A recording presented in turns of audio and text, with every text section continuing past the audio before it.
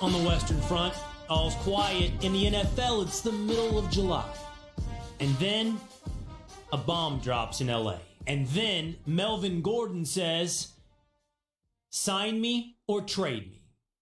And then Los Angeles Chargers running back Melvin Gordon threatens to change the landscape of the running back market across the NFL. It's the Stephen A. Smith Show on ESPN Radio, the ESPN app, SiriusXM Channel 80, and on ESPN News. Will Cain filling in for Stephen A. Coming up on today's show, you got to hear some of this sound today from First Take. My man Ryan Hollins, who is perpetually afflicted with incorrectness, had the nerve to say that the most overrated free agency move in the NBA this offseason was, wait for it, Kevin Durant and Kyrie Irving to the Brooklyn Nets. I couldn't keep my seat. I couldn't keep my composure. You're not going to be able to keep your sanity. I'm going to play that sound for you coming up here on the Stephen A. Smith Show. And should the Knicks make a run at Russell Westbrook? Does he fit the Knicks' future? All that coming up, but it's time for Straight Talk, brought to you by Straight Talk Wireless. According to ESPN's NFL insider Adam Schefter, Melvin Gordon, the Los Angeles Chargers running back, has told his team either sign me to an extension or trade me. The Chargers, who are in their championship contention window. The Chargers, one of the best and most well-rounded rosters in the NFL. Melvin Gordon, one of the best running backs in the NFL, are suddenly at an impasse. Here is Adam Schefter laying it all out for you on SportsCenter. They're not close at all, which is why he chose today to come out and make that statement that unless there is a new contract before training camp opens in about 10 days, he will not show up then, nor will he show up at all this season until he has a new deal. And if he doesn't have a new deal, then he would like to be traded if the Chargers are not prepared to give him one. Now, the two sides have had talks, but they are not close at this point in time, so much so that, again, he felt compelled to come out and make this statement. And this leads to a very tricky situation in which each side is going to make its case before training camp. The Chargers feel like they've made a fair offer. Melvin Gordon feels like he should be paid amongst the top running backs in the game, right in the category. He's just not going to show up when he's scheduled to make $5.6 million. Melvin Gordon is in the fifth year, his fifth-year option of his rookie contract. And as you heard Adam Schefter say there on SportsCenter, he's scheduled to make $5.6 million. Now, that is under the amount made by the top running backs in the NFL. As you know, Todd Gurley, Le'Veon Bell, Devonta Freeman, they're making figures like $13, $14, $15 million a year. And Melvin Gordon feels like the flashpoint. Melvin Gordon feels like the moment, the correction. Melvin Gordon feels like the story that dictates not just the future of the Los Angeles Chargers, not just Melvin Gordon's own finances, but the future of the running back position in the NFL. Let me explain. Running backs, traditionally, if we're looking across the great arc of history, numbers, actuarial tables, graphs, what you would see is running backs, on average, tail off drastically in their mid-20s. 25, 26, 27 years old. These are declining years for most running backs in the NFL. They've reached a certain threshold of carries. They've taken a lot of punishment. They've worn a lot of tread off the tires.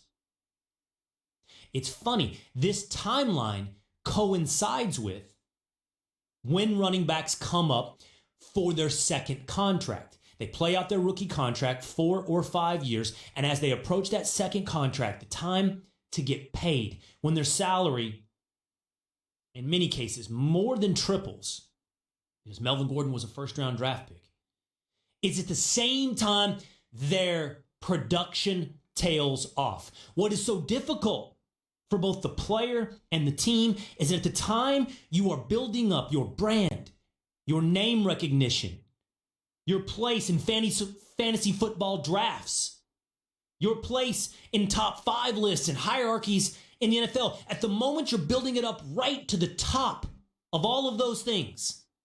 We're yelling Melvin Gordon with the 3rd pick in your fantasy football draft. We're having top 5 rankings and talking about him. At the moment, he's right there.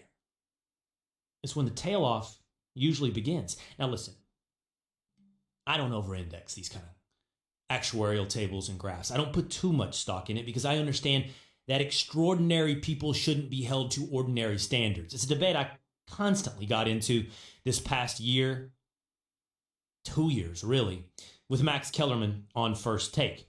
He saw the same actuarial tables. He saw the same graphs that quarterbacks tailed off at the age of 40.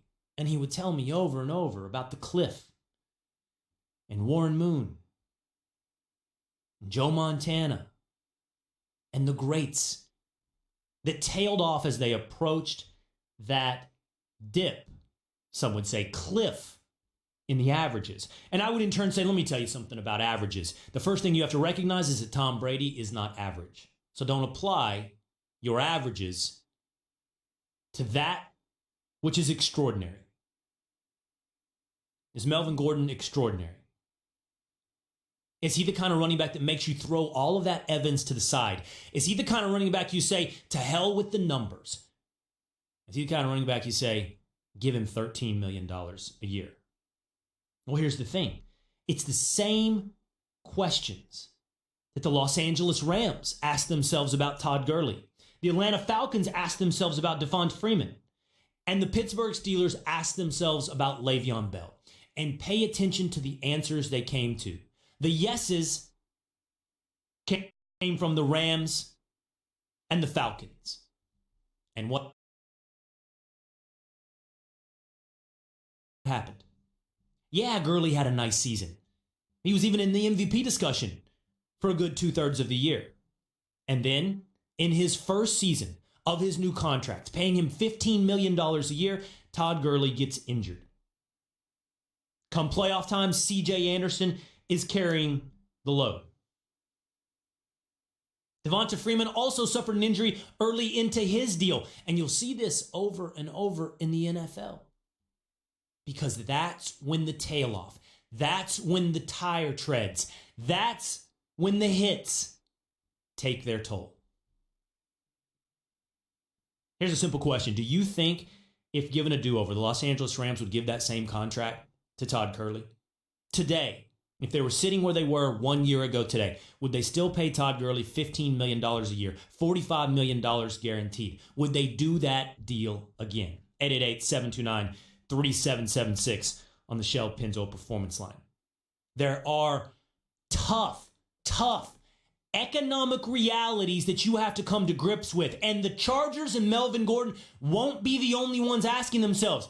The Dallas Cowboys and Ezekiel Elliott will soon be in the same debate across the same negotiating table. And the Cowboys will be asking themselves the same question. Do we throw out the actuarial tables? Do we throw out the averages? Do we give Ezekiel Elliott $14, $15 million a year?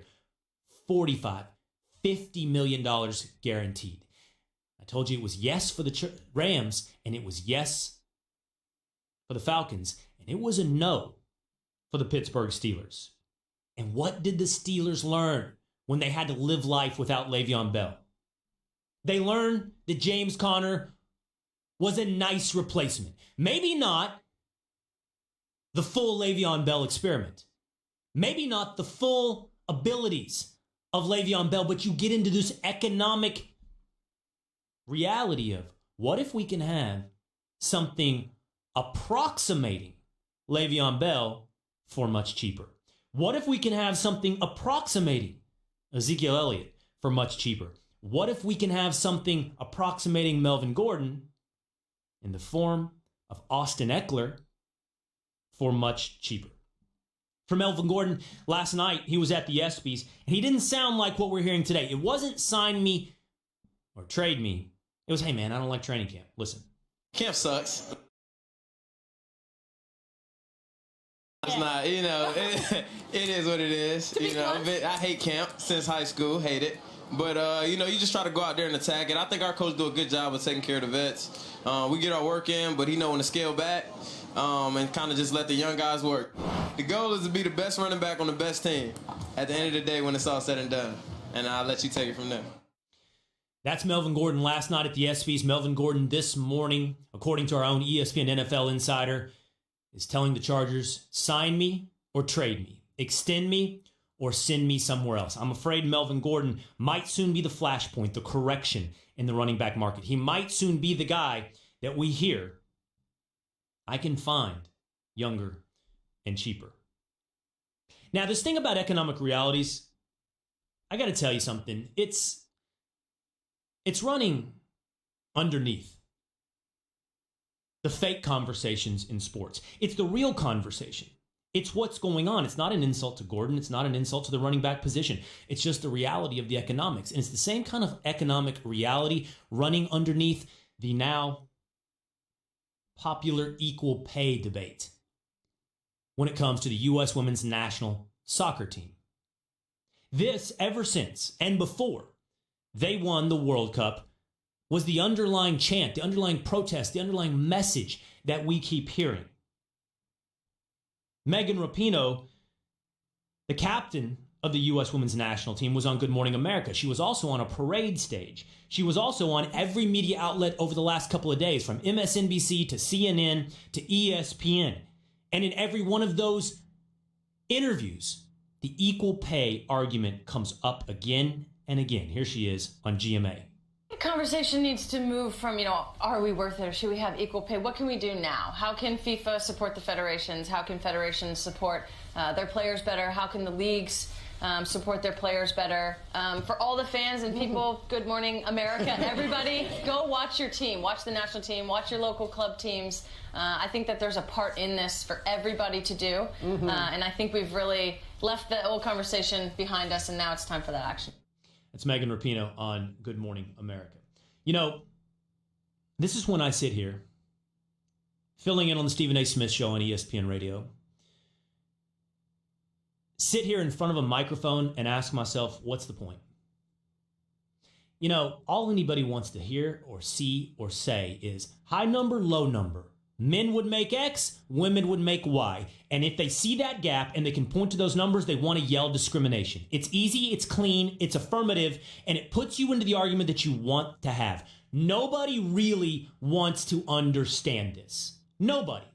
I heard the noted scholar and Stephen A. Smith call-in guest, Snoop Dogg, post to his own Instagram again. He said something like, man, pay these girls. The men haven't won anything. Pay these girls. The men stink. Pay these girls. I wonder, would Snoop give up the money that he's made from his record sales to an up-and-coming artist who hasn't yet got paid equal to what he's made? Would Snoop be willing to give up the millions, tens, hundreds, perhaps millions of dollars that he's made to a female rapper that doesn't sell as much as he do? I wonder, does Snoop care about economic realities when it comes to his pay? See, the question I have to ask myself is, why do it? Nobody cares. Nobody wants to know the truth. They don't want to know what's real. They just want to see high number, low number, and yell discrimination in between. And I ask myself, do you come out? Do you tell the truth? Does anybody care? Does anybody want to know why? Well, because I like running my head into a brick wall over and over, I'm compelled to do so. Will Cain filling in for Stephen A. Here's the numbers. The Men's World Cup generated $6 billion last year, in 2018. The Women's World Cup generated $131 million. $6 billion to $131 million. The men's player pool is paid out from a pool of $400 million. The women's player pool amounted to $30 million, much lower. And that's the number people like to point to. 400 big, 30 low. Discrimination. The men's player pool payout of $400 million, for what it's worth, by the way, is 7% of $6 billion. The women's payout of $30 million on a pool of $131 million is 20%. The women get 20%. The players receive 20% of the total revenues, where the men receive 7%. The economic reality underneath the conversation is that more people watch men's soccer across the globe. The World Cup pool is not just a little, but massively bigger. And you can point to, well, the Women's World Cup outrates the men's game. The Women's World Cup final outrated the men's final in the United States of America, where the U.S. women's team was playing. Of course it outrated. I don't even remember who was in the Men's World Cup final. I don't know. Germany and the Netherlands. I don't know. What was it? Brazil versus France. I don't know. And you don't either. Because we don't watch the World Cup for teams that don't involve the U.S. Not for the masses, not for the most of us. We watch when the U.S. is in. So, of course, the ratings are going to be higher in the U.S. But you think that echoes across the globe? Think it's the same? It's not even close. The reality is in countries like Spain and Brazil and France and all across Africa and Asia, women's soccer isn't as popular as it is in the United States of America. And thus, the number of people watching the World Cup is vastly different, and the scale is vastly smaller. That's why the World Cup payout is so much less. $6 billion to $131 million. That's a high number and a low number that I know how it came about because of economic realities. There's also a separate suit, or the real suit, is against the U.S. Soccer Federation. Not just about World Cup payouts. That's what Snoop latched onto. That's what most media headlines. If I go to theguardian.com right now, or maybe the LA Times or the Washington Post or whatever, they like to focus on the World Cup revenues. I just explained to you why they're different. There's also the payout from U.S. Soccer, and here's the bottom line. The women negotiated a CBA 2 years ago. They got security. The players got a $100,000 base guaranteed. The men are all bonuses. Play or don't get paid. The men bonuses are bigger. If they do play, if they do make the team, and they play games, they make more money. The women have a guaranteed salary, and then smaller bonuses on top of it. Is that discrimination, or is that what you negotiated in the CBA? That will be sorted out in a legal case. I don't know. But I can see that certain different things were negotiated for. The point I'm getting at, man, is these are the economic realities. The economic realities for the equal pay debate. You want to know the truth? I just gave it to you. Or do you just want to see the disparity and yell discrimination? It's the same economic realities that the running back position in the NFL and Melvin Gordon might soon have to face.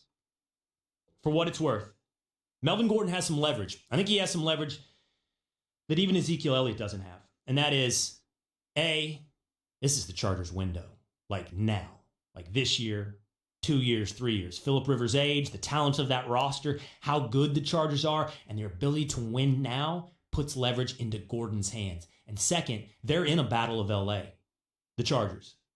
Ratings, tickets, and the Rams are winning it. Make no mistake, the Rams are winning it. But you start letting players like Melvin Gordon walk away, and you start letting fans, potential sales, potential tickets, and potential eyeballs walk away. Donovan in Virginia Beach. What's up, Donovan? You're on the Stephen A. Smith Show with Will Cain. Hey, what's going on, man? Hey, got to make your players happy, man. Melvin Gordon, probably top 3 running backs in the league. You want to keep it 100, man. Yeah, but make your players happy.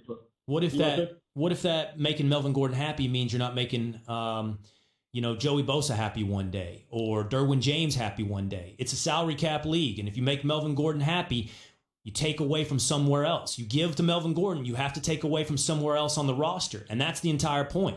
Do you pay the running back position, or do you pay the defensive end or the safety when he comes up? Hey, you play the workhorse, yo. That's what the Rams did. Well, with Todd Gurley. That's what the Cowboys did with Ezekiel Elliott. Pay the workhorse, man. But last thing I got to say, Raiders versus Browns in the AFC Championship, man. Raiders versus Browns in the AFC Championship. What? I swear, Donovan. I swear. I've been filling in for Stephen A. now for, going on a week. What's wrong with you people? What did I have the other day? I had a guy call in Mike from New Jersey telling me that the Knicks were going to be a top 5 seed in the playoffs. And now I got somebody telling me the Raiders are going to be in the AFC Championship game. I mean, has Stephen A. not been doing his duty of keeping you up to date on sports knowledge? How did you get off so misinformed? Knicks is a top 5 seed. Raiders in the AFC Championship game. Man, please. Wes in South Carolina. What's up, Wes? You're on the Stephen A. Smith Show with Will Cain. Well, I will say that the Raiders are Clemson West because they got a bunch of Clemson Tigers on that team that will make them better. My question to you is, I'm a big Cowboy fan. Do you think Zeke waits to see what Gordon gets, or do you think Gordon waits to see what Zeke gets before they sign? I think it sounds like Gordon is going now. Zeke is in position number 2. Zeke is in position to watch and see what Gordon gets. And I'm telling you, what I think is coming is some kind of correction or disappointment. Some running back is coming, and it's soon, where he's not going to get paid what he's expecting to get paid. And it's not going to be indictment of him. Gordon's great. Donovan was nuts about the Raiders making the NFC Championship game, but he was right about Gordon being the workhorse. He's right about Gordon being a top 5 running back in the NFL. He's right about Gordon deserving to get paid in the way we have these conversations devoid of economic realities. But when that correction comes, when that rejection comes, it's not going to be about you. It's going to be about the position. And that's Straight Talk, brought to you by Straight Talk Wireless. Everything for less, only at Walmart. So this morning on First Take, I was asked this question. Who runs LA? Lakers or Clippers? Who runs Los Angeles? And my answer seemed to make some people very, very upset. First Take, as always, takes it, posted on social media, and the predictable vitriol came rolling back in. My answer on who runs LA was simple. It's one word. One name. Kawhi runs LA. I'm going to explain to you, coming up in just a moment, why Kawhi runs LA. It's a Stephen A. Smith Show on ESPN Radio with Will Cain. Hey, when you're hiring, you don't want to waste time sorting through dozens of irrelevant resumes. You want an efficient way to get a short list of qualified candidates.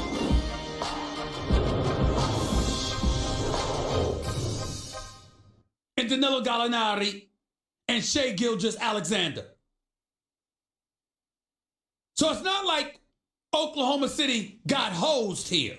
They got an awful lot for Paul George, who's going to get paid $33 million next year, who's going to get paid $35 million the year after, who's got a player option on $37.8 million in 2021-22. And if you're the Los Angeles Clippers, considering the fact that you gave up so much, guess what, ladies and gentlemen? Get the hell over it. It was a great deal. They had to do this. They had to do this. And you talk about Kawhi Leonard is the Don. He is the man. I want to hear the quiet storm and all. Let me tell you something. He is a damn quiet storm. The things this dude did behind the scenes. I mean, ladies and gentlemen, do you understand what has transpired here? This is a deal of epic proportions. You are the Los Angeles Clippers. You have clearly established yourself as a first-class organization. You got an elite owner and elite executive as his right-hand man. You got Lawrence Frank, who was a former coach and assistant coach in this game, who knows basketball, who works tirelessly. He's a hard worker. His assistant Ringer working under him. Great guy as well. And Doc Rivers is a Hall of Fame coach. People want to come play for Doc Rivers. Kawhi Leonard wanted to come play for Doc Rivers. Whether he's willing to admit that and tell y'all that publicly or not is his business. But I'm here to tell you that's what happened. And when you look at the Los Angeles Clippers, none of that would have amounted to a hill of beans if they had lost out on Kawhi. And Kawhi played put forth the ultimate maneuver.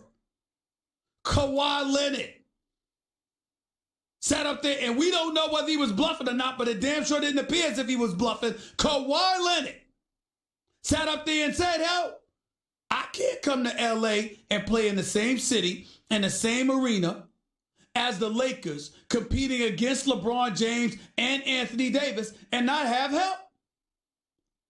If y'all don't give me any help, there's nothing I can do. But if you give me help, I will come. And that is what he did.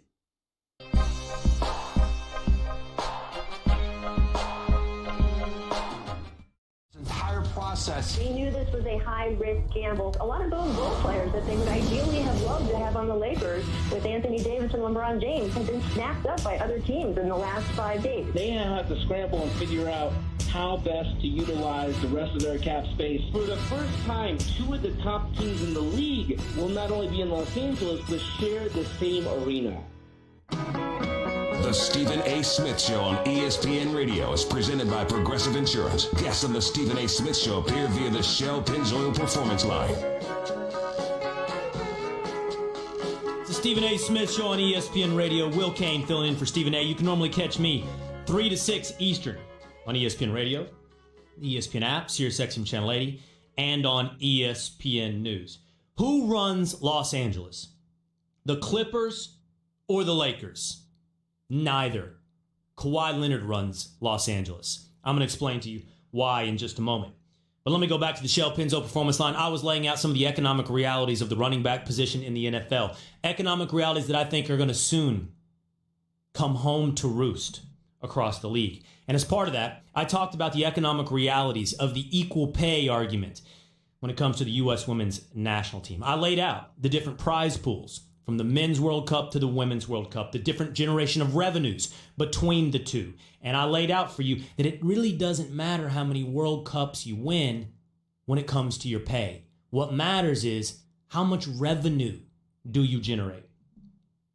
But Jason in Denver is here to tell me I got it all wrong. What's up, Jason? Hey, Will, how you doing, man? I'm good. First, congrats on yesterday. That was a great show. Happy that everyone's donating money to fight against cancer. Here's the thing about it. I think both of us are getting wrapped up in us. I mean, the entire community. When it comes to soccer, we're talking about top-line revenue, right? We're talking about how much money is being generated from a top-line revenue. But what we're not talking about is how much money are we investing in the men's and women's World Cup. I don't know what those numbers are, but based on what I saw on television, I would say a far less amount of money is being spent on promoting the women's team. And also, we're not talking about operational costs. How much does it cost to actually run those two World Cups that are occurring? And so when I hear them speaking about unequal pay, what I'm really hearing also is they're not getting the same kind of opportunity. Is FIFA really promoting the women's game as it should? I mean, it was a great World Cup, wouldn't you agree? So, Jason, when you call in and Nuno tells me that you say, I don't know my finances, what you are telling me is that I'm not properly evaluating how much is being invested and that the women need more investment. And if that was the case, then maybe there wouldn't be this massive revenue disparity between the Men's World Cup and the Women's World Cup. I would say the number of followers that listen to your show increase when you have greater marketing. So I would say if there was more marketing, if we saw Budweiser promoting the Women's World Cup like we see it promoting the Men's World Cup, I mean, I would arguably say there'd be more people watching. Mm-hmm. Would you also say that's what's wrong or that's what's missing from the WNBA and why it's not at the NBA level because of investment in marketing? I can't speak to the NBA, but when you look at soccer as a global game and we're watching teams like Arsenal and Manchester United and tons of European leagues that are promoting women's soccer at a much, much greater level than in the past, and we're seeing the quality of the game on the field improve substantially, but we're not seeing that same level of support by FIFA. So I get it from a revenue standpoint. I agree with you on that. The revenue that's being generated by the Men's World Cup is substantially greater. But what we don't know, and we don't have the numbers because I tried to look them up while I was on hold, is how much does it cost to actually run those venues? In the end, all right. I mean, is the Men's World Cup really? All right. Thanks for the call, Jason. I appreciate it. So I'm glad you agree with me about the revenues because it's really not an opinion. It's a fact. So it's a good place to start with agreeing with the facts. The revenues are not just a little different, vastly different. Now, why? Jason suggests it's because of investment. It's often an argument that's brought up when it comes to women's sports. That's why I brought up WNBA. That there's not enough investment, not enough marketing dollars put behind women's sports. Maybe. I don't know.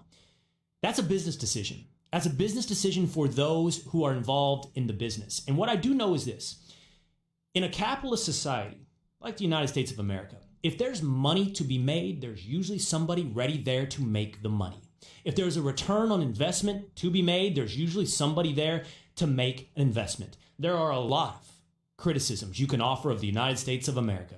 But one thing that I think you're going to have trouble saying or winning an argument over is whether or not there are people across this great land ready with their hands out and their bootstraps and their risk tolerance to start a business that's about to make some money.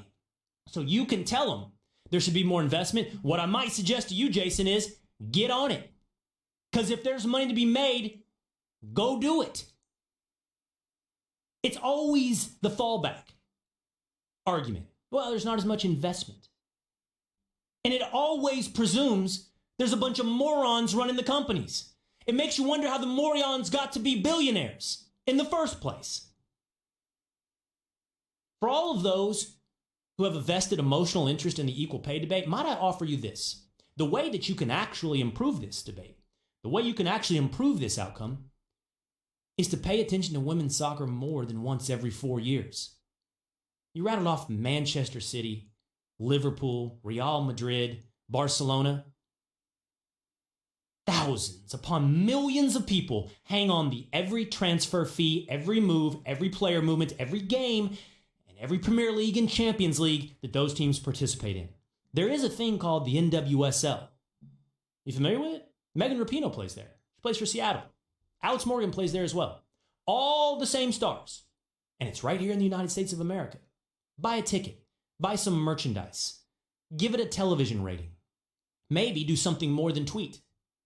Maybe contribute. Maybe you should invest. That might be something real you can do. Or you can yell discrimination and ignore economic realities. The Stephen A. Smith Show on ESPN Radio is presented by Progressive Insurance. Cars, homes, boats, motorcycles, RVs, and more at Progressive.com. I was hanging out on First Take today. Stephen A's on vacation, as you know. Actually, I think he's filling in on PTI again tonight. And I was hanging out with Ryan Hollins, longtime NBA journeyman. Did not know this, nicknamed the Booty Call. That, according to Basketball Reference. He didn't like it when I pointed that out on the show today. Ryan Kenwood, the Booty Call Hollins. Because he's always a call away. You got a roster spot? You need a man? The Booty Call is there for you. Ryan Hollins, at your service.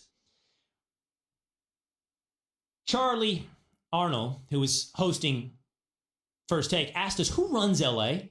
Lakers or Clippers? We know the big free agency offseason moves for both teams. So who runs LA? Here's how she put it. Listen. Who runs LA? The answer isn't just the Los Angeles Clippers. The answer to that question right there is clearly defined in one word. Kawhi runs LA. Kawhi Leonard runs LA. I believe it. You can tell me about all the championships, all the history, all the franchise value, all the season tickets, all the merchandising, and all the popularity of the Los Angeles Lakers. That's past tense. That's ran LA. Kawhi Leonard runs LA. Here's why.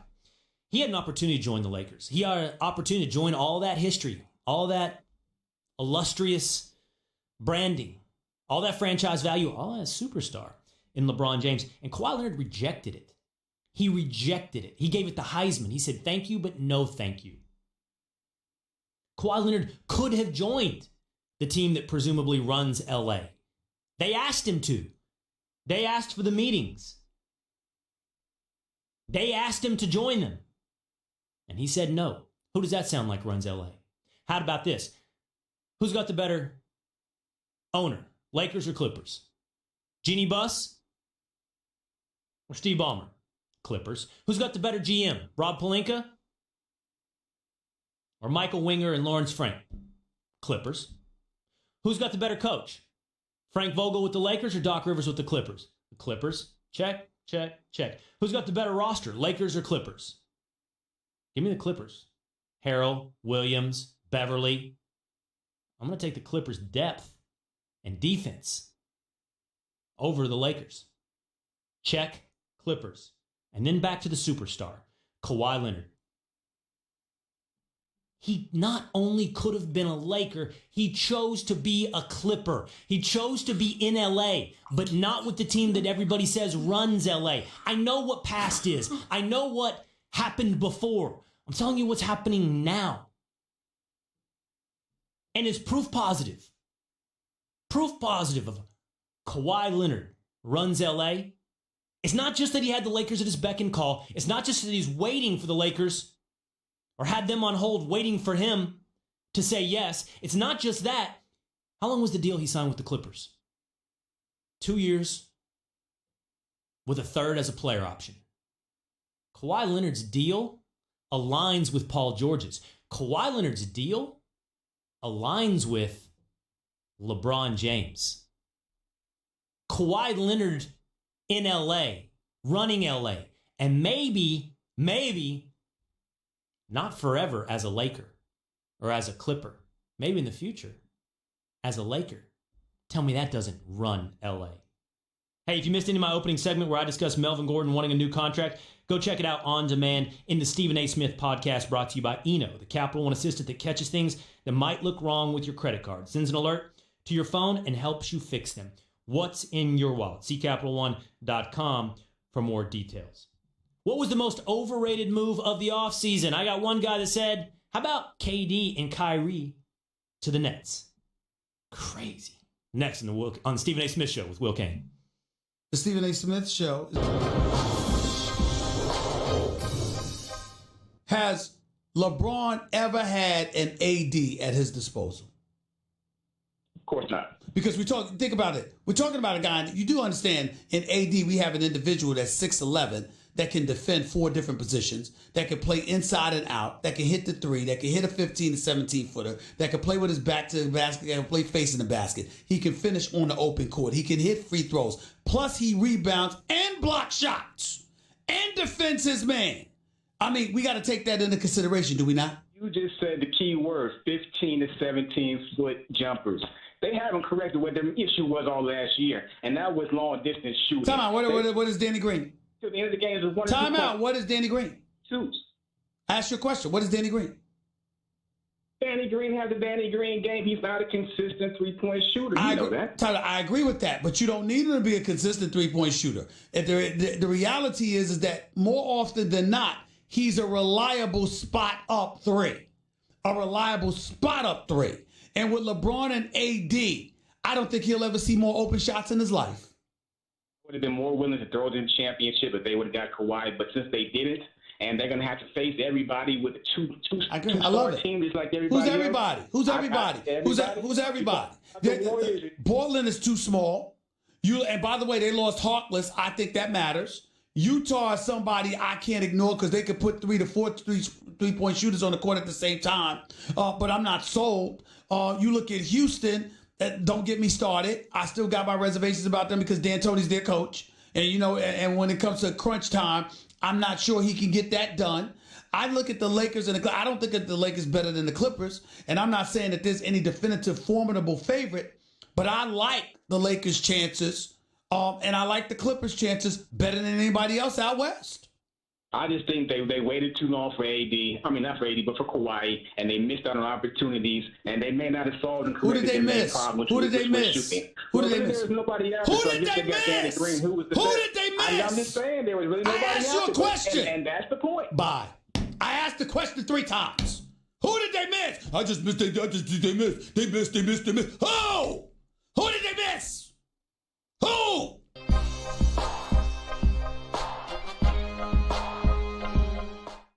Presented by Progressive Insurance. Guests on the Stephen A. Smith Show appear via the Shell Pennzoil Performance Line. Welcome back to the Stephen A. Smith Show. We're coming to you live from above the Heineken River Deck at Pier 17. Will Cain filling in for Stephen A. You can normally catch me 3 to 6 Eastern on ESPN Radio, the ESPN app, SiriusXM Channel 80, and on ESPN News. Let's hit up the Shell Pennzoil Performance Line. I was just laying this out. So Sergio from New Jersey, or from, Jersey City's on the phone. So I do think the timing is funny here. Talk about who runs LA, right? Lakers or Clippers. And I said, okay, look, we all know the Lakers brand. We know the Lakers history. But Kawhi runs LA. Think about the boss moves that Kawhi is pulling. I mean, he's dictating the outcome of the Clippers and the Lakers. And I find it fascinating that he signed a 2-year deal with a third for a player option, which times him up with Paul George's free agency. But it also times him up with LeBron James's. And I'm just saying, that could be a real easy move across town. You tell me Kawhi Leonard wouldn't walk over and be a Laker? First of all, none of us know what Kawhi Leonard's going to do. He's like a secret agent. Nobody knows what he's going to do. Dude is running LA. Is it going to take him being a Laker in 3 years to prove it to you? What's up, Sergio? Listen, I agree 100% with you, Will. By the way, your show yesterday was great. Thank you, man. But yes, Kawhi runs LA right now. Let me tell you a few reasons why. Finals MVP, The guy's in the prime of his life. Why would you want to play with LeBron James when you're in the prime of your life? Yeah. You want to dethrone the king, just like KD did. But the thing about KD was he joined the super team. Kawhi didn't. He broke the super team era. Right. That's another reason why Kawhi runs LA. He broke the barrier between the dynamic duos of the league and the super teams of the league. Man, how many boss moves has Kawhi got to pull off in like a 6-month time frame for us to go? I mean, Kawhi's running the NBA right now. He's running the NBA. Nobody knew it was coming. Nobody could report on it. Nobody knew. In fact, you got guys out here saying it wasn't going to happen. He won't be a Clipper. He's eliminated the Clippers. And he, as Sergio's pointing out, he killed the super team era. He not only rejected LeBron, not only rejected the Lakers, he killed the super team era. I'm sorry. He's running the NBA. Forget LA. He's running the NBA. Let me go to Jimmy in Nashville. What's up, Jimmy? You're on the Stephen A. Smith Show with Will Cain. Hey, Will. Just wanted to. You were talking about the pay for the women, and you brought up for the women's national team. You brought up the WNBA, and I was thinking, I had an argument with friends that the main source of revenue for most of these leagues is TV deals. And the whole problem lies right there is you got like the NFL or MLB, you got like 80% of the guys watching it, at least, maybe 20% of the girls. And with these women's sports, unfortunately, the women themselves aren't supporting it in the same way. And if you're going to rely on 80% of guys to support that same sport, then it's just not going to work out. Man, you know what's funny about this to me is how many people are out here right now, like banging the drums, making this their issue, half-cocked, half-knowledge on all this stuff, and are going to be gone next week. Are they going to be going to those NWSL games? They going to be buying any of that merchandise? They going to be watching on TV? No, but they're still going to be screaming about discrimination while not paying attention to them, but once every 4 years. Exactly. All right, thanks for the call, Jimmy. Appreciate it. Real quick, let me go to Joe in Indiana. What's up, Joe? You're on the Stephen A. Smith Show with Will Cain. Yeah, I just wanted to touch real quick. I talked about the NFL, but I want to touch on the Kawhi Leonard. He obviously runs LA. It's no different than a lion that's ahead of the pride. He gets sold, a new lion comes in, takes over. Yep. That's what's going to happen in LA. It happened with Magic and Bird, and Jordan came through, Jordan left, LeBron came, now LeBron's time is up. What I called for I got to leave you right there. You can stop and you can talk about the NFL because I'm going to move to that in just a moment. I got to take a quick break. Don't go anywhere. Also, what's the most overrated move in the NBA? Not KD and Kyrie, right? If you believe in breaking the traditional mold, why suffer from a blade? The Stephen A. Smith Show starts right now.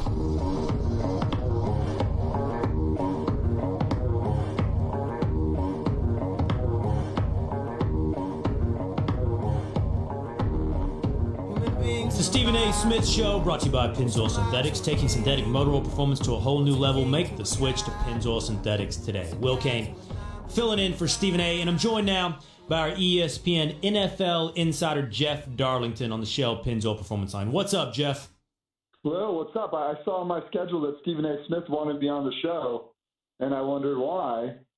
And then I see that Will Cain is interviewing me, and now it all makes sense.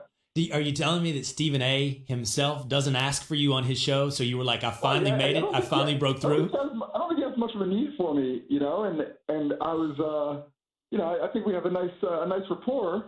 I just didn't know that even when the big lights are on, you still have me on. So it seems a lot. I'm sorry to let you down. It's not Stephen A. It is Will Cain filling in for Stephen A. It's the middle of July, Jeff, but we have NFL news. And in fact, it's a pretty big story. Melvin Gordon, Los Angeles Chargers running back, has told the Chargers either give him a new deal or trade him.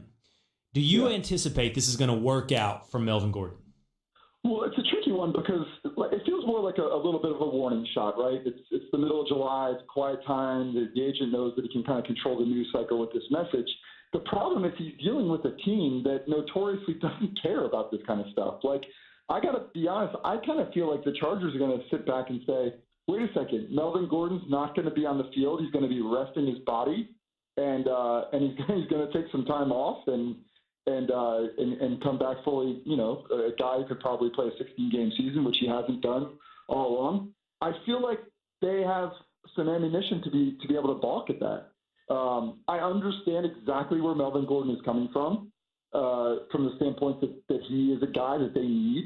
Good luck trying to win a Super Bowl with Phillip Rivers if you don't have an effective running back. He needs to have that ammunition on offense. But ultimately, I just don't think that this warning shot in itself is going to be enough to really move the meter with the Chargers. Yeah, the question isn't, I think, whether or not he reports to training camp, but whether or not he's going to pull a Le'Veon Bell. He's in the his fifth year option with the Chargers, set to pay him $5.6 million. Here's the thing, though, Darlington. I've felt like this has been coming, this idea that there's going to be a correction in the running back market. Yeah. And it's not going to be a good thing for the players. It's not going to be a good thing for the running backs themselves. Le'Veon Bell type deals, Todd Gurley type deals, Devonta Freeman type deals. I start to wonder, Jeff, does everybody get those deals? Does the next guy up get it? Does Melvin Gordon? And maybe does Ezekiel Elliott? And I think sooner or later, one of these teams are going to go, no, we're not going to pay our running back that money. Well, that's the thing. Like, not only they can also look at the team in their city with the LA Rams who paid Todd Gurley, and then now are looking at this saying, shoot, what are we dealing with when it comes to Gurley's knee? Is this a situation that's going to linger and cause this to be a bad deal? So you're right. The question Melvin Gordon has to answer is he has to do the math. Le'Veon Bell, the offer that he had from the Pittsburgh Steelers was actually really competitive. He probably should have taken that deal. Yeah, he lost money. He lost money doing that deal. Yeah. So Melvin Gordon, though, if the deal is incredibly insulting, Le'Veon Bell was going for an absurd amount of money. If Gordon is being more rational with what he's expecting and the Chargers aren't moving at all, then I understand, he potentially could do the math and say, if I sit out most of the season, and I get my accrued season and I can hit free agency, then I will ultimately make more money. But that's a numbers game. I don't think that's as much about positional value as it is him saying, it is because he's got to project what he's going to get paid in free agency. But if the Chargers aren't putting any value on the position, then it absolutely does feel like that they should either move on or trade him. The problem for the Chargers is you've got Phillip Rivers at a point where if you're going to make a run, you're not selling season tickets even after a really good season. You're trying to win some of the market share in that market, and you're trying to get a Super Bowl for Phillip Rivers. If you don't have an effective running back, it's not going to happen. Talking to ESPN NFL insider Jeff Darlington here on the Stephen A. Smith Show. Will Cain in for Stephen A. Do you get a sense, Jeff, you talk to a lot of teams, a lot of front offices, a lot of head coaches. Do you get a sense that there is going to be some kind of correction in the running back market? Are teams out there thinking, hey, why am I going to pay $13, $14, $15 million a year for a running back when I have Austin Eckler, right? That's who the Chargers just got behind Melvin Gordon. When I have a cheaper option that might not be that much worse behind him, do you think teams are going to start moving that way? Well, you have some really good experiments that will occur in 2019 that will probably speak one way or the other to what you're talking about. Because if you look in Kansas City, for instance, they lose Kareem Hunt. Now, they lose him in a different circumstance. It wasn't by choice. But now they have a guy in Damian Williams who they're saying, well, we have Patrick Mahomes at quarterback. If all of a sudden the Chiefs fall off without Kareem Hunt, suddenly that position, again, gets added value. But then you have, with the New York Jets, a coach who does not feel like his running back that they just paid should have gotten that much money in Le'Veon Bell. We'll see how effective he is. Is he going to earn the dollars that he's making? So I think that we have a number of situations around the league right now that will establish that price. A really good experiment that exists right now for a guy like Melvin Gordon, who eventually will enter free agency. But to your point, if it's not a generational player who stayed very healthy throughout his first contract, I absolutely think that teams are going to be much more resistant to the idea of paying these guys. Yeah, and Jeff, and I think the real test, the real one that's going to tell us the future of this position and whether or not running backs get paid into their second contract in the NFL is going to be Ezekiel Elliott, who's right behind Melvin Gordon in years. Will the Cowboys pay Ezekiel Elliott, or will they look? They will, by the way, Will. So they will not look to replace him with a cheaper, younger option. No, and in fact, I think they'll do it sooner than later. And that to me is another huge one in 2019. I from my conversations that I've had Like, people just assume that Ezekiel Elliott is going to show up for training camp because he's got another year, and really the Cowboys can be patient, 2 years. But from my understanding is that Ezekiel Elliott is looking at this saying, like, my best leverage might be to hold out right now. So, I mean, I'll be interested to see if he takes it that far, but I know that that's certainly a conversation that's been had behind the scenes. Whether he does it or not, we'll have to wait and see. But I think the Cowboys are also going to be pushed to the limit because they're also another team. What are they going to do without an effective running back like Ezekiel Elliott? Can they make the type of run that they wanted with a defense like that, and with Amari Cooper and Dak Prescott, also two guys that they're looking to pay? Well, the one thing I think that the Cowboys would have some more leverage over Zeke than the Chargers would have over Melvin Gordon is what you laid out earlier. And again, we're talking to Jeff Darlington here on the Stephen A. Smith Show. Will Cain filling in for Stephen A. The Chargers window is now. Right? Like, I mean, it's now and it's short. It's another year, 2, maybe 3 with Phillip Rivers' age. And they're good. They're good across the board. Defensive line. It seems like I picked the Chargers last year to go to the Super Bowl. I'm going to be a little hesitant to jump back on that bandwagon, Jeff, with the way they've continually run into the Patriots and been incapable of overcoming those playoff troubles. But they're better. I mean, like, on paper. They're better. And Will, don't dismiss the whole thing that's going on behind the scenes in Los Angeles. The Chargers cannot sell tickets. Like, they're not selling tickets to the new stadium either. Like, they're not going to be able to do that without a ridiculously good team. So if you take Melvin Gordon out of the equation, like, over what kind of money? Stan Kroenke, the owner, eventually has to look at this and say, like, we're trying to win market share here too. So, like, there are a number of factors, to your point, that are hanging over Melvin Gordon and the Chargers that maybe aren't over Ezekiel Elliott. I don't know, though. Jerry Jones just doesn't strike me as the guy who's very patient with that kind of stuff either. So a couple of different outlets, including ESPN and Bill Barnwell, have started to talk about these teams like the Cowboys and the Chargers and others that have young players, young cores, players under the age of 25, starters under the age of 25, and the triplets. Obviously, it would be Rivers and Gordon and Keenan Allen with the Chargers. It would be Amari Cooper, Dak Prescott, Ezekiel Elliott with the Cowboys. But you've got others across the league. As you go across the league, who do you think has the best skill position set of triplets in the NFL right now? Well, like, if you see, it's an interesting one. Like, what is Todd Gurley going to do this year? Like, to me, that's a huge one because, I love what the Rams are doing with that kind of situation that you have going on out there. New Orleans, to me, is a really good one with Breeze, Kamara, and Michael Thomas. Mm-hmm. Like, that's a really competitive. But to your point, you're right. And if you look at all of those triplets across the league, when you really analyze them, I guarantee that there's always going to be, to your point, an under 25 player because your best shot right now, you gotta find those deals. That's the best shot with the quarterback deals that are out there. If you're going to have that kind of triplet scenario, you've got to do it with young players. You've got to do it where you stay well under the salary cap in some regard and then wind up paying your quarterback. All right, ESPN NFL insider Jeff Darlington here on the Stephen A. Smith Show with Will Cain. Thanks a lot, Jeff. Appreciate it, man. Thanks, Will. Appreciate it, man. ESPN Radio is presented by Progressive Insurance. Quote, buy, and save on home insurance with Progressive's new Home Quote Explorer. Only at Progressive.com. So who does have the best triplets in the NFL? Quarterback, running back, wide receiver. Which teams across the league would come in as your top set of triplets? And I was thinking about Melvin Gordon. We've thrown that number around a lot today. Is he top 5? Some even said top 3 running back in the NFL. Started putting pen to paper and writing them down here. Where exactly does Melvin Gordon come in? If you're ranking running backs in the NFL, I'll tell you what, I'll give you my top 5 running backs in the NFL. Coming up in just a moment here on the Stephen A. Smith Show, Will Cain, which you normally catch me 3 to 6 Eastern on ESPN Radio. So what's the most overrated move of this NBA offseason? Seems like a pretty benign question. I was asked that on First Take. I was asked, hey, of all the big movements, and there was 5 All-Stars, 5, that moved teams this season. Which one's the most overrated? And my answer was Jimmy Butler to the Miami Heat. I don't get it. I don't get what the Heat are doing. I don't get the build project, how you're doing this deal. I mean, the Heat were the 10th seed in the East last year. They got a roster that's not very impressive. You start going to Justice Winslow, Goran Dragic, Kelly Olynyk, drafted Tyler Hero. He better be a hero.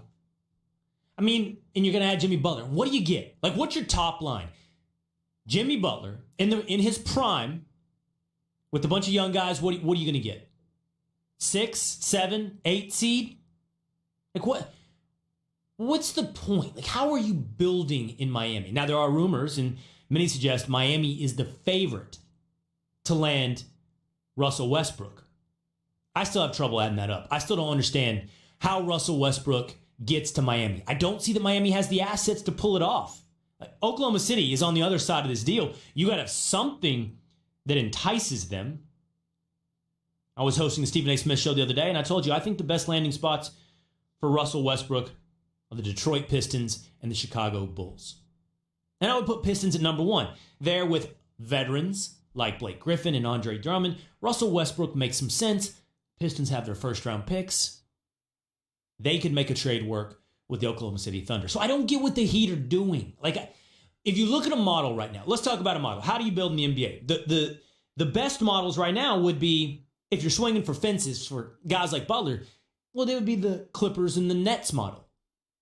Go on, get a base, get some young, good, scrappy players who are achieving, both of which achieving to the playoff level, and a problem in the playoffs for other teams.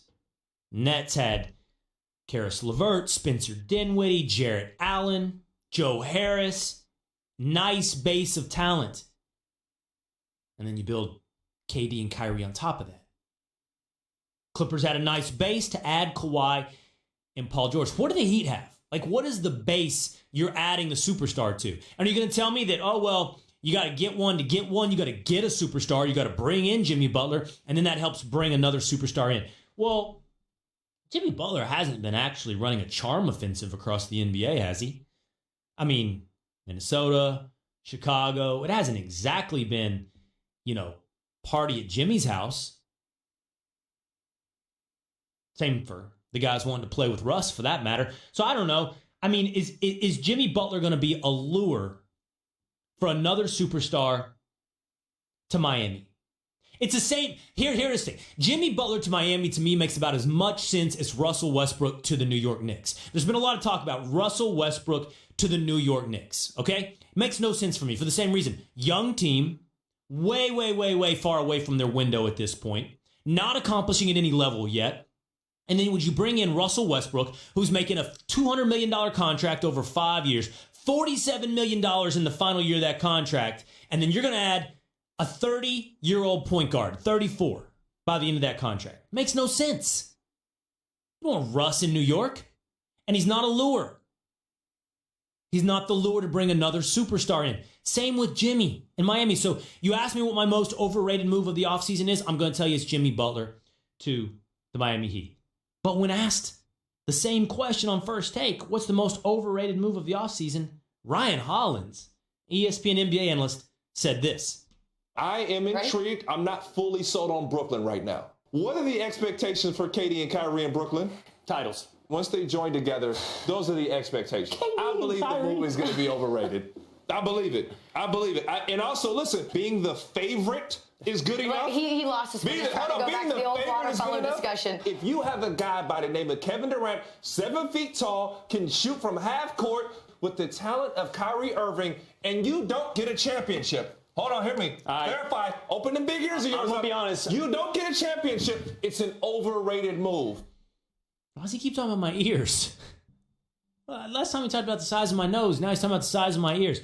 And he's the one out here saying KD and Kyrie is an overrated move.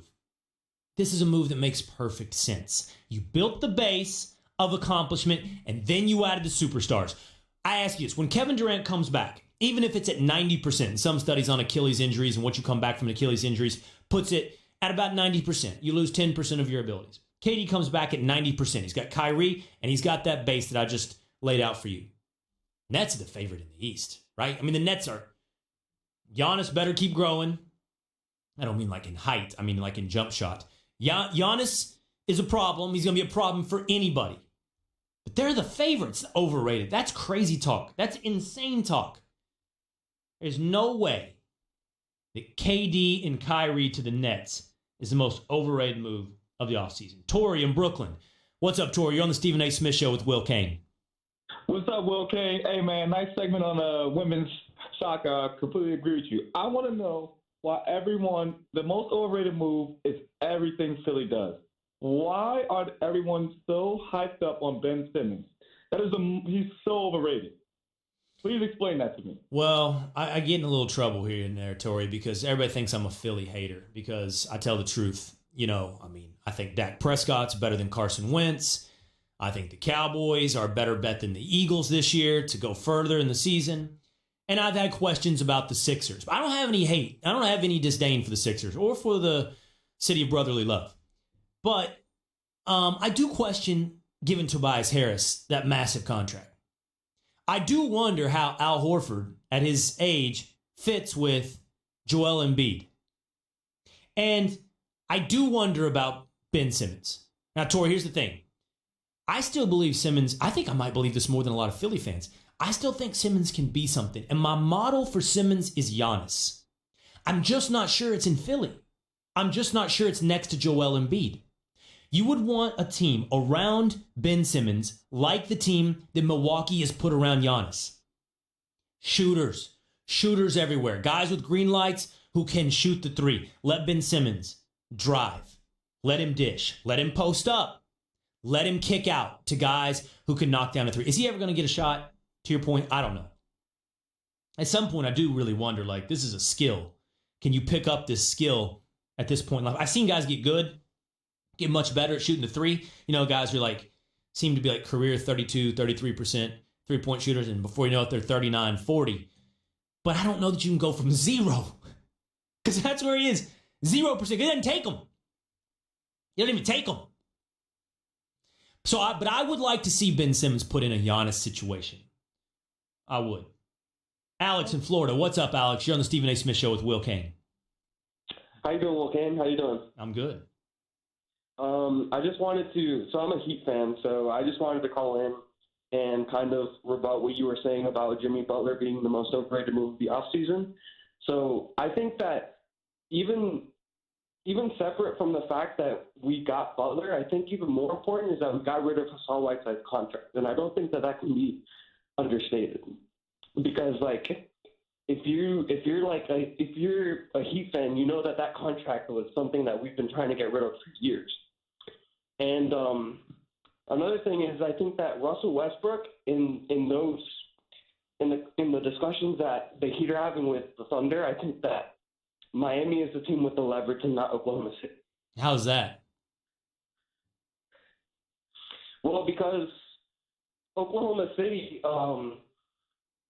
it's been stated that they want to do right by Russell Westbrook. And if Russell Westbrook wants to come to Miami, then number one, that gives us some leverage already. Yeah, but now you're looking for hopes and prayers, Alex. That's what you're doing.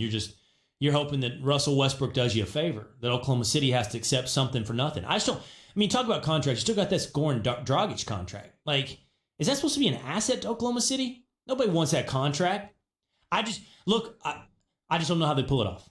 I don't know how Miami pulls off the deal for Russell Westbrook. I don't know what they can offer Oklahoma City, even if they try to do right by Russ. One more, Andrew in San Diego. What's up, Andrew? You're on the Stephen A. Smith Show with Will Cain.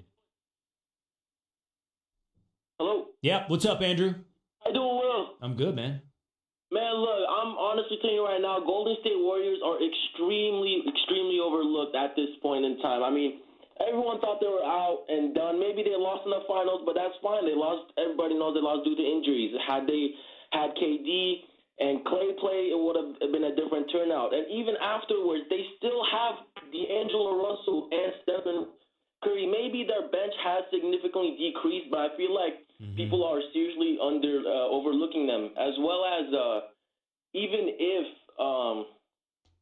if they do end up trading D'Angelo Russell, I feel like they will have a lot of value that comes with that, with whatever they end up doing with that trade. All right, good stuff, Andrew. I think you're right. I think people are overlooking the Warriors. In fact, I would say the Warriors are responsible for one of the most underrated moves of this NBA offseason. I'll tell you about that. What's the most underrated move of the NBA offseason? Plus, who has the best set of skill position triplets in the NFL?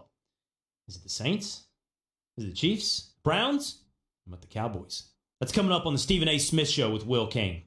Hey, when you're hiring, you don't want to waste time sorting through dozens of irrelevant resumes. You want an efficient way to get a short list of qualified candidates. That's why you need Indeed.com. Post a job in minutes, set up a screener question based on your job requirements, then zero in on qualified candidates using an intuitive online dashboard. Discover why 3 million businesses use Indeed for hiring. Post a job today at Indeed.com/hire. Search for greatness. Search Indeed. Who's got the best triplets in the NFL? It's coming up on the Stephen A. Smith Show with Will Cain. This show and all of ESPN is streaming live on the ESPN app. Now with ESPN Plus, where you get more ESPN. Download the ESPN app today and take ESPN everywhere.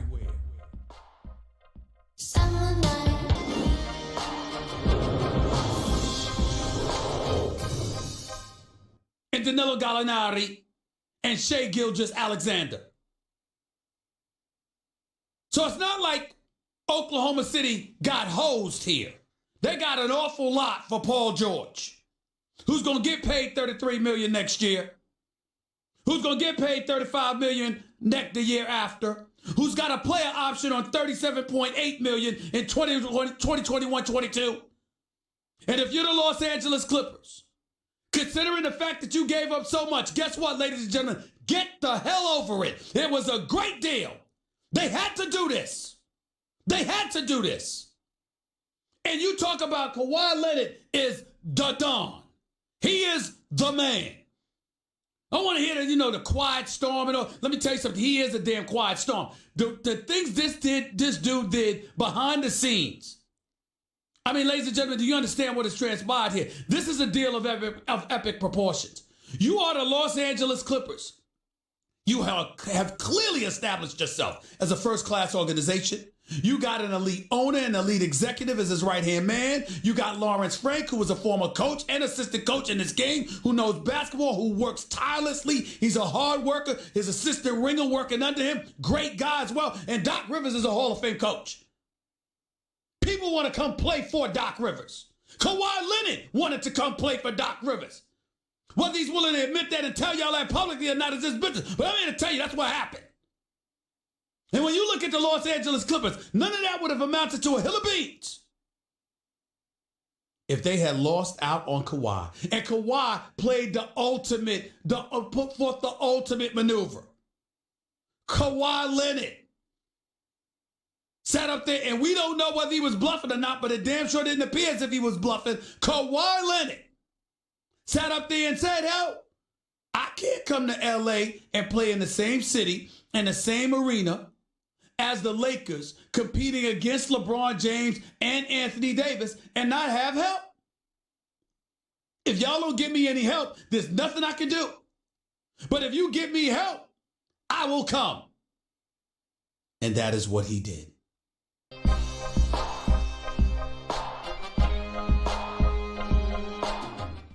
Sweepstakes, or better yet, who gets the value buy at the Oklahoma City garage sale? Everything must go. Both the team and Westbrook are ready to move on. Obviously, he's a megawatt NBA superstar. It's hard to gauge what the trade market for Westbrook looks like. I think it's Minnesota and Detroit. I think those are the type of under-the-radar teams to focus on. One team that has interest, I'm told, in Westbrook, the interest is mutual, are the Miami Heat. The Stephen A. Smith Show on ESPN Radio is presented by Progressive Insurance. Guests on the Stephen A. Smith Show appear via the Shell Pennzoil Performance Line.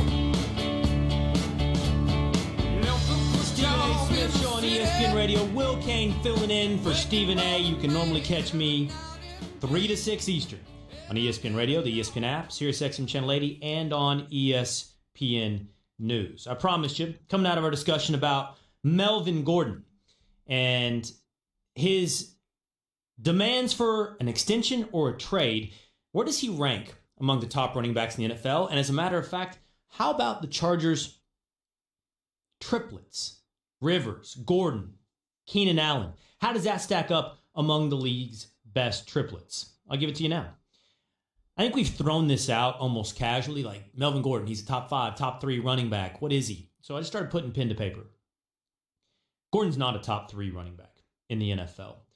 But Melvin Gordon is in the range of a top 5 running back. I think the top 3 running backs in the league go like this. Number 1, Ezekiel Elliott of the Dallas Cowboys. Number 2, Saquon Barkley of the New York Giants. This gets more difficult. Number 3, I'm going to put Le'Veon Bell of the New York Jets, but he's, a year plus out of football? Let's see if he comes back the same. The only reason I have Todd Gurley at number 4 is because of the injury. And the truth is, if the injury remains, maybe he doesn't even belong at 4. If he's healthy, Todd Gurley goes right to the discussion with Ezekiel Elliott and Saquon Barkley. And then you get to Melvin Gordon at number 5. I think Alvin Kamara and Christian McCaffrey have arguments to be made, and I think Kamara is awesome. But I want to see Alvin Kamara as the bell cow, as the guy who carries the entire load in New Orleans. We haven't seen that yet. He's been the change of pace guy. He's been the lightning to Mark Ingram's thunder. Ingram's gone. So Kamara's the man. He can be. Let's see if he's durable. Let's see if he's capable of the full season. I'll give you my triplets in just a moment here on the Stephen A. Smith Show. But let me go to Steven in New Jersey. What's up, man? You're on the Stephen A. Smith Show with Will Cain. Hey, what's up, Will? I just had to ask you a question. Now, you're entitled to your opinion, but what makes you think Dak Prescott is better than Carson Wentz? Facts, accomplishments, statistics, leadership. Which one do you want? Which one do you want me to expound upon? Now, so you're saying Carson doesn't have leadership? Well, by Carson's own admission. The article came out in the Philly Inquirer this past year that Carson hadn't been the best leader, hadn't been the best locker room presence this past year in Philadelphia. Carson acknowledged it, said many things that were said anonymously by his teammates were true, and that he wanted to work on it and get better. I like Carson Wentz. I think that that's probably going to happen. I think he will arrive as a leader. But what are we going to do? We're going to pretend like none of that happened? That Carson didn't say those things and that didn't go down this last year in Philadelphia between the locker room divide with the Foles guys and the Wentz guys? That's fair, but that's a touchy subject because of what Foles did to lead us up into the championship where Carson left off at when he got hurt. I know, but you asked me for evidence, and I just... What has Dak done stat-wise that Carson hasn't done? Oh, stat-wise. Okay, so we went leadership, and I got the W on that one. Now we're going to go stats. Okay. So Carson Wentz is a good quarterback. Make no mistake about it. I think Carson Wentz is going to be a great quarterback. Will he be better than Dak? Well, stats don't back it up yet. Carson Wentz beats Dak in yards per game and touchdowns thrown. That's it. Everything else goes Dak's way. So let's go through it. QBR, Dak. Quarterback rating, Dak. Touchdown to interception ratio, Dak. Rookie year where he set almost all those records, Dak. Carson had that nice second year where he was almost in the MVP race. Sacks, Dak. Running, Dak. Completion percentage, Dak. Fourth quarter comebacks, Dak. Game-winning drives, Dak. How do those stats do for you? I don't believe the hype. I don't believe the hype. I understand, though. I gave you you asked for the leadership thing. I proved up my evidence on that. You asked for stats. I gave you that. What's wrong? I still don't believe the hype. Dak is not a better quarterback. After Carson got hurt, Let's go to accomplishments. Let's go to accomplishments, right? Okay, I walked you through leadership. I walked through stats. How about accomplishments? 3 years in the league. Dak's won the division twice. How about Carson? Once. And did he?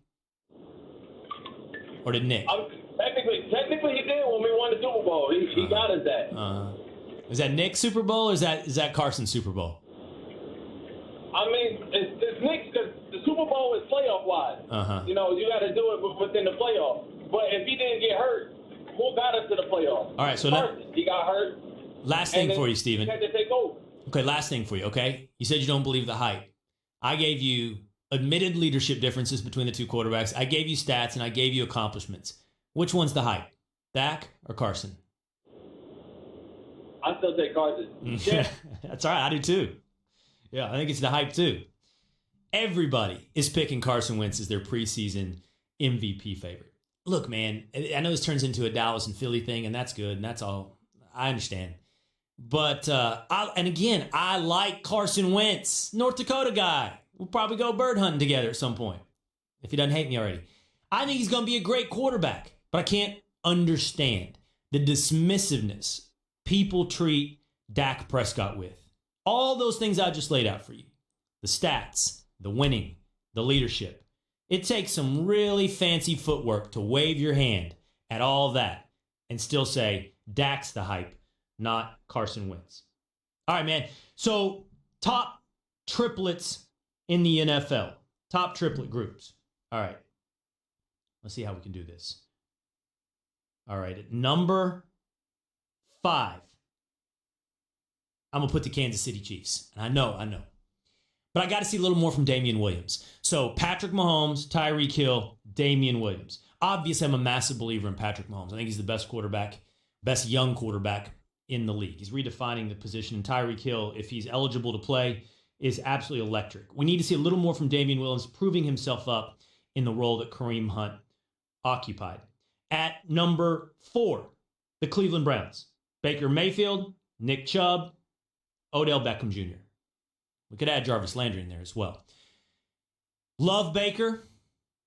This is back to the Philly-Dallas thing. Like, Baker's no you guy. I'm a Longhorn guy. I don't mind that he hates the Longhorns. That's good. That's what sports is about. Philly fans, Dallas fans, we're supposed to hate each other. That's the way it works.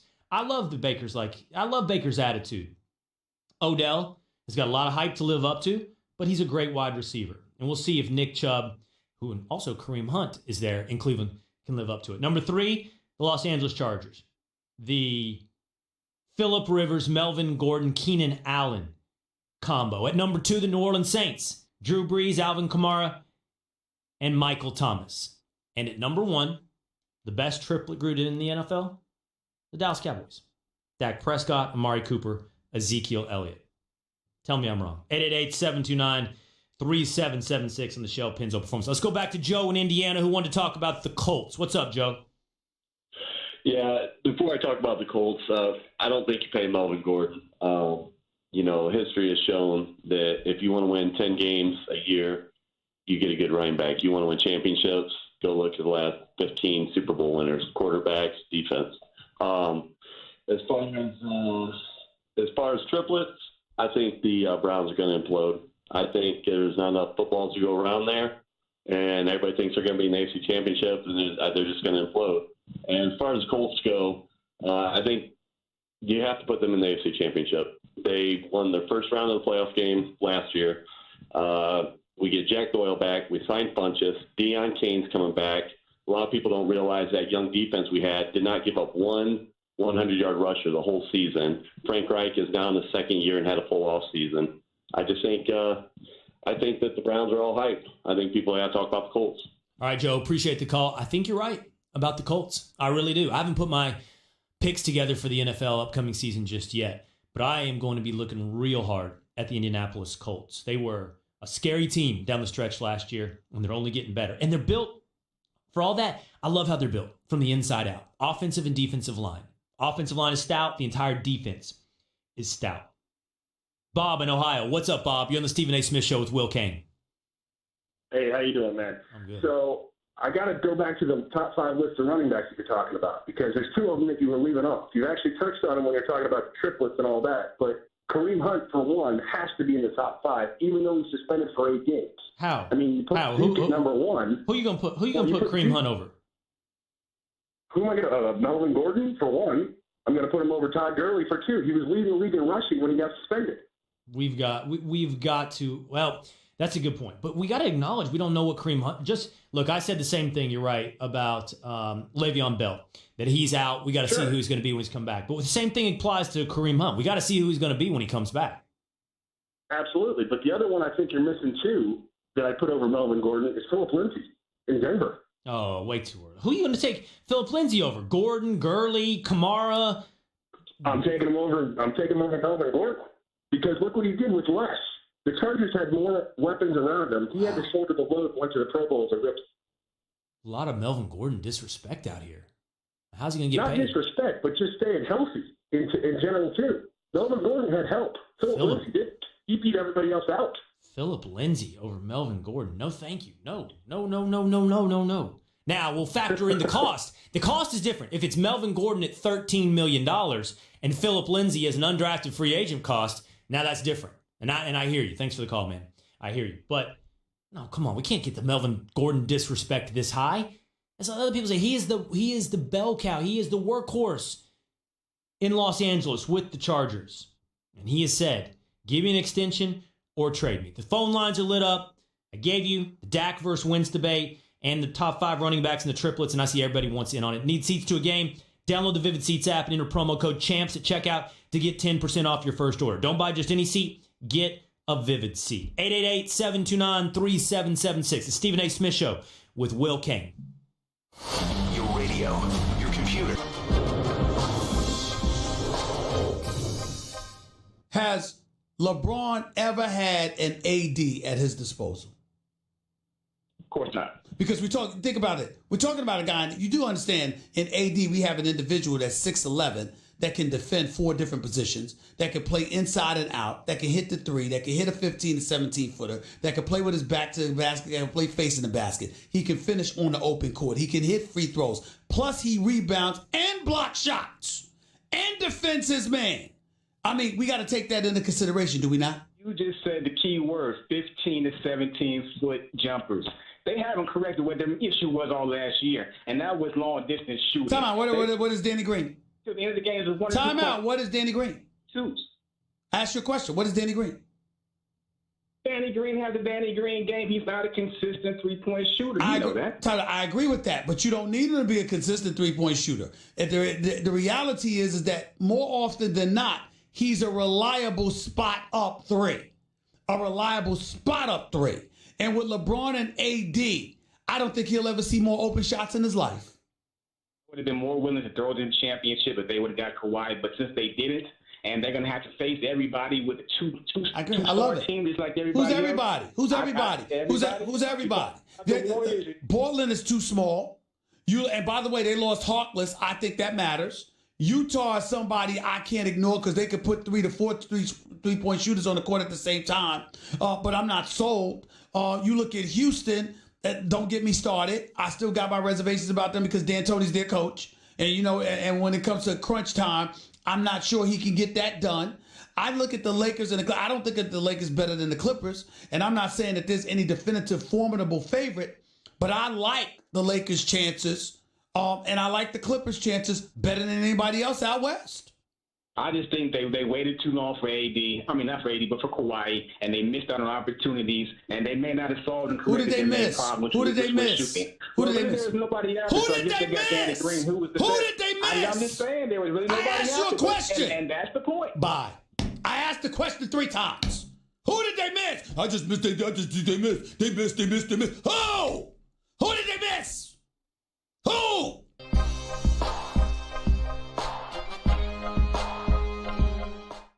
Stephen A. Smith Show on ESPN Radio is presented by Progressive Insurance. Guests on the Stephen A. Smith Show appear via the Shell Pennzoil Performance Line.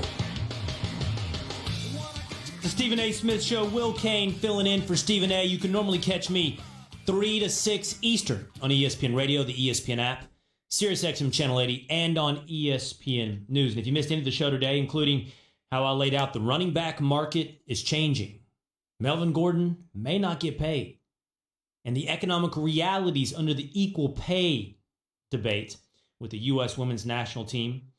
Go check it out on demand in the Stephen A. Smith podcast, brought to you by Eno, the Capital One assistant that catches things that might look wrong with your credit card, sends you an alert to your phone, and helps you fix them.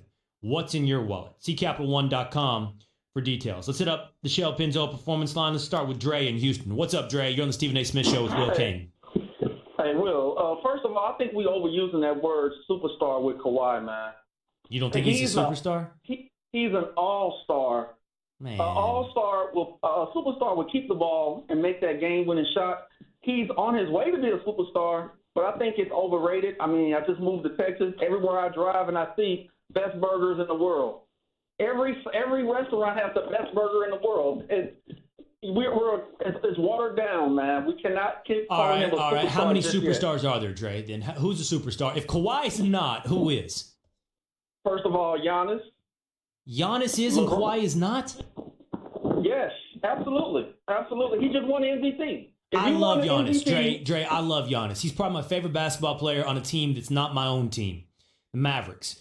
But Giannis hadn't won. He won an MVP. Kawhi's won it all twice and been the finals MVP twice. Well, Will, give it time. Like Stephen A. always says, a broke clock is right at least twice a day. Give it time. So you think Kawhi having time. 2 Finals MVPs and 2 championships is being a broke clock? Yes. Oh, good Lord. All right, so Giannis. You started with Giannis. Who else? Oh, absolutely. LeBron James. Okay. KD. Then you, KD. KD, absolutely. All right. And that's pretty much it. You won't have too many superstars because at the end of the day, if everybody was a superstar, it wouldn't be no reason to call them all-stars. Yeah, you can't water it down. You got like 4, 5, 6, 7 superstars. That's what I would say. Then the all-star level, and then everybody else. I mean, James Harden's not a superstar? Yes, he is. He's a superstar. Is D'Angelo Russell a superstar? No, he's not a superstar. All right, the Splash Brothers, are they both superstars? Yes. Okay, I agree with you on that. But everybody cannot. They're all stars. You're putting so many. You gave James Harden superstar status and not Kawhi Leonard. That's crazy, Dre. That's crazy. He's won the MVP. So it's all about individual achievements. It's all about stats. How about winning it all, which Kawhi's done twice? Let's go to Joshua in New York City. What's up, Josh? Hey, how you doing? Good. How you doing, Will? Good. What's up, I love the show, man. Thank you. Basically, I don't agree that Kawhi broke the super team. He actually just created one with the Clippers. We don't give Lou Will enough credit over there, man. He's instant offensive. You got to keep in mind that he took the huge pay cut just to play in a team and an organization that he wants to play for. They got the superstar coach. They got all the tools to win the championship. They are the dominant favorite. So did you call Lou Williams a superstar? So Dre just said we call too many people superstars. Did you just call Lou Williams a superstar? No, you did. I called him an all-star talent. I called him an all-star talent. You got to say it that way though, because he's not an all-star, is he? Montrezl Harrell, also the big credit over there at the center position. He had a dominant season last year, and you got to give Patrick Beverly the just due. They won 2 games. I give them all that due. I hear you, Josh. Here's the thing. I think the Clippers are a great, well-rounded team. I think the league has been reset from a super team and superstar league to a dynamic duo league, and the dynamic duo is Paul George and Kawhi Leonard with the Clippers. It's the Stephen A. Smith Show on ESPN Radio. Will Cain filling in for Stephen A.